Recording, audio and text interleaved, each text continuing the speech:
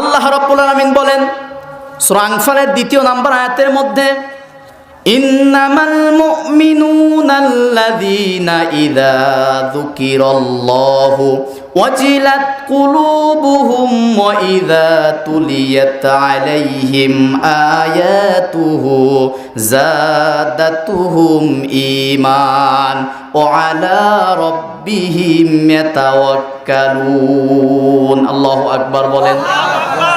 আল্লাহ রাব্বুল আলামিন বলেন, ইন্নামাল মুমিনুন, নিশ্চয় মুমিন হচ্ছে তারা, ওয়াজিলাত কুলুবুহুম, যাদের সামনে যখন কোরআন থেকে তুলিয়াত আলাইহিম আয়া, যখন কোরআনের আয়াত তেলাওয়াত করা হয়, ওয়াজিলাত কুলুবুহুম, তাদের কলবটা আল্লাহর ভয়ে কেঁপে ওঠে। আল্লাহু আকবার বলেন।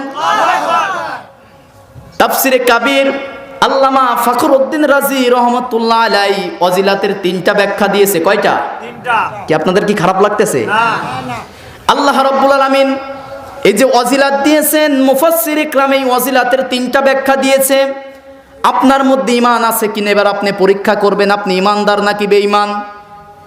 তাফসিরে কাবীরের মধ্যে এসেছে ওয়াজিলাতের 1 নাম্বার ব্যাখ্যা হচ্ছে, যখন কোরআনের কথা কোনো মুমিন বান্দা শুনবে, যাদের মধ্যে ঈমান থাকবে, কোরআনের কথা শোনার সঙ্গে সঙ্গে, আল্লাহর বরত্বের কথা শোনার সঙ্গে সঙ্গে তাদের হৃদয়টা আল্লাহর ভয়ে কেঁপে কেঁপে উঠবে। যদি ঈমান থাকে, আল্লাহর কোরআনের কথা বরত্বের কথা শুনলে কি হবে? কলিজাটা, হৃদয়টা কেঁপে কেঁপে উঠবে।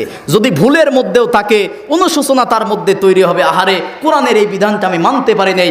আল্লাহর ভয়ে কোরআনের কথা শুনলে 1 নম্বরে যদি সে ঈমানদার হয়, তার অন্তরটা কার ভয়ে কাঁপবে? আল্লাহর। 2 নম্বরে মুফাসসির ইকরাম ব্যাখ্যায় দিয়েছেন, যদি তার মধ্যে ঈমানটি একটু দুর্বল থাকে, কোরআনের কথা শুনলে, আল্লাহর বিধানের কথা শুনলে, আল্লাহর আইন শুনলে, তার গায়ের পশমগুলো আল্লাহর ভয়ে খাড়া হয়ে যাবে। কোরআনের কথা শুনলে কিন্তু কেমন হয়, হয় না মাহফিলে? ওই যে 20-21 তারিখে মাহফিল হবে পাবনা দারুল আমান ট্রাস্টে, যায়েন দেখেন ঈমান কারে কয় আর ঈমান কেমনে বাড়ে, আলোচনা শুনলেই বুঝতে পারবেন। মুমিন যদি কোনো ব্যক্তি হতে পারে, 3 নম্বরে ব্যাখ্যা, কোরআন শোনার সঙ্গে সঙ্গে 3 নম্বরে তাদের মনের মধ্যে, অন্তরের মধ্যে, মুমিনের অন্তরে শান্তি লাগে, ভালো লাগে। এবার বলেন, কোরআন শুনলে আপনাদের ভালো লাগে নাকি খারাপ লাগে?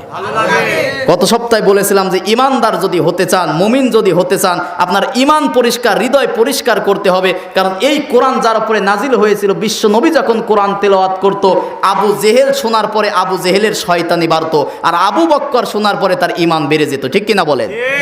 ওর দুইজনই কিন্তু মানুষ ছিল, তাদের মন পরিষ্কার ছিল। আপনার ওই মন মানসিকতা লাগবে যে কোরআনের কথা শুনে আমি ফিরে আসব, হুজুরের কথা শুনে আমি চিন্তা ভাবনা করব, উপলব্ধি করব। আর যদি ভুল ধরার চিন্তা করেন, আল্লাহর কসম এ কোরআন আপনাকে হেদায়েত দিতে পারবে না। কারণ এই কোরআন আল্লাহ পাক দিয়েছে মানুষকে হেদায়েতের জন্য। কিসের জন্য? অনেক আয়াত মনে আসতেছে, এখন ওই দিকে আর যাবো না, যেহেতু একটা আলোচনার দিকে দিয়ে শেষ করে দেবে। এই জন্য কোরআনের কাছে আসতে হবে। আমার মা বোনেরা, আগে দেখতাম সকালবেলা মা বোনেরা কোরআন তেলাওয়াত করতে, এখন আর হয় না এগুলো। সমাজ আর দেখেন, কোরআন তেলাওয়াত করতে হবে। এই জন্য 1 নাম্বার এখান থেকে আমি মূল শিক্ষা, কোরআন সম্পর্কে যে কথাগুলো বললাম, অনেক আয়াত আছে। সূরা ইমরানের 137 নাম্বার আয়াতের মধ্যে বলতেছেন, হুদাল লিবানি, আল্লাহ পাক বলতেছেন এই কোরআনটাকে হাযা বায়ানুল লিন্নাস ওয়া হুদাও ওয়া মাউইযাতুল লিল মুত্তাকিন, এটা মুমিনদের জন্য স্পষ্ট উপদেশ। সুবহানাল্লাহ বলেন। সুবহানাল্লাহ। সূরা বনী ইসরাঈলের 82 নম্বর আয়াতের মধ্যে আল্লাহ পাক বলতেছে, অনুনাজ্জিলু মিনাল কুরআন মা হুয়া শিফা। আমি আল্লাহ পাক দীর্ঘ 23 বছর, আমি তো জুমার বয়ানে আয়াতটা অনেক বেশি বলি, সব জায়গায় বলি যে আল্লাহ পাক এই কোরআনটা নাজিল করেছে একটা মানুষের ব্যক্তিগত জীবন, পারিবারিক জীবন, সামাজিক জীবন, রাষ্ট্রীয় জীবন, অর্থনীতি, যুদ্ধনীতি, সন্ধিনীতি, পররাষ্ট্রনীতি আর রাজনীতি, সব সমস্যার সমাধানের জন্য আল্লাহ পাক কোরআন নাজিল করেছে। ঠিক কিনা বলেন?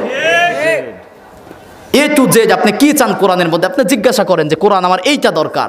রাষ্ট্র রাজত্ব, এই যে রাজনীতি, এখন তো নির্বাচন হয়ে গেল, এই যে রাষ্ট্র এখন কিভাবে গঠন করতে হবে, এ তথ্য তো কোরআনে নাই, নাকি বলেন? কোথায় আছে বলেন তো? কোরআনে তো আছে, কোথায় আছে? এই যে মুসলমান এগুলো জানে না, এই জন্যই তো মায়ের খাচ্চার কপাল পড়তেছে। আয়াতুল কুরসি নাম শুনছেন?